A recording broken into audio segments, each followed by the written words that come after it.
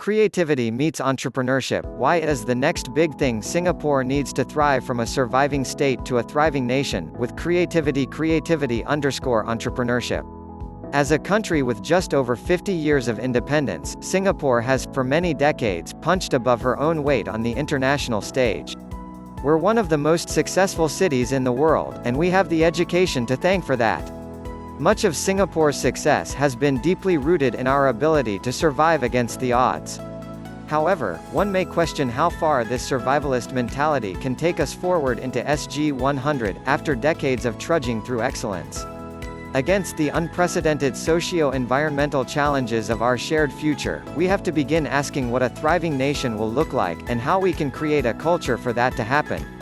Finding roots in creativity. For a long time, the streets were crying out for help in the arts. As a growing nation, our government had its initial priorities placed in the fundamental societal needs: housing, healthcare, education. Many of our artists were silenced and shackled, many literally behind bars. Even up till the early 21st century, Singapore continued to debate whether creativity was an unaffordable luxury in a society like ours. Today, we see a huge shift in the narrative. Singaporean local theatre productions capture full house audiences, Singaporean films are up on Netflix, our local bands play at international music festivals, and visual artists have galleries that are displayed across the globe. We have come a pretty long way. What used to be associated with the bourgeoisie has largely made its way into the masses. Music and art lessons are even compulsory in schools. In fact, we're beginning to see creativity not just as a form of expression in the arts, but also in the frontiers of technology, education, and policy. Earlier this year, we had the opportunity to be selected as one of the 20 teams to join the *Scape Create Fellowship, a program supported by StartupX that supports budding entrepreneurs through mentorship and guidance in the creative scene. We met passionate individuals and teams determined to make an impact in the arts, musicians and producers for bespoke music, production houses designed to digitalize plays, dancers using tech to facilitate the creative process, ideas for the local literature scene to build community, and everything in between. Clearly, creativity is no longer the debate it used to be. What has changed, and what's next? Where creativity meets innovation meets entrepreneurship. At the launch of an art exhibit just last year, former Minister of Education Heng Swee Keat spoke of how collaboration between STEM, science, technology, engineering and math, and the arts results in the best ideas. Citing key leaders in the science industry and how the arts had influenced the way they saw the world, Heng raised the value of multidisciplinary learning in an increasingly global world. The best ideas. What do you think about when you think of the best ideas in the modern world? Is it Grab and how it married transport and food? Or Apple and how they managed to weave clean, aesthetic topography and functionality into the palm of our hand?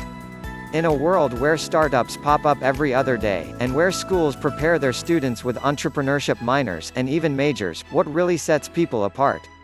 Innovation has always been seen as a key part of entrepreneurship. Learning from the past to make the future better. But we also often forget that innovation is, after all, derived from the spirit of creativity. At its root, creativity is simply the act of putting non-obvious connections together. Take apart the divide between the arts and sciences, and all the other differences we may have, we're all problem solvers and creatives at heart. We are people. The question then shifts: how do we tap into the creative process to expand our minds beyond what we already know? How might we creatively problem solve? In the schools and partners that we've worked with at the Maju Collective, we see things through a similar lens. Through our eyes, the unprecedented challenges our population faces require, more than ever, collaboration and creativity. Collaboration between people who see the world differently, problem seekers and critical minds, with those that thrive on thinking of ways to tackle things differently. Which brings us back to education. In our startup journey, bringing quality education to developing regions, while allowing for corporates to have a stake in these areas, we have learned so much about people and the ecosystems within which they exist. Looking at, and tackling, the socio-environmental challenges we face today is not the job of any one person, organization or generation. It's not about pointing fingers or feeling burdened to change the world alone. Creativity isn't just about thinking outside of the box. It's about thinking beyond borders, or any dimension at all. We do what we do because we believe that education creates space. Space for creative minds, problem seekers, problem solvers, but also space for collaboration, friendships, empathy, values, identity building, ownership.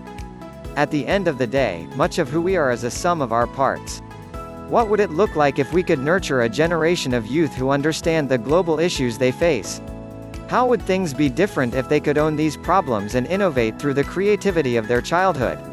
What would our next generation look like if their space of education could bring together problem-solving skill sets that integrate math with geography, physics with history, biology with literature, and everything else in between? How differently would we solve the issues we face today if we could think creatively, collaboratively?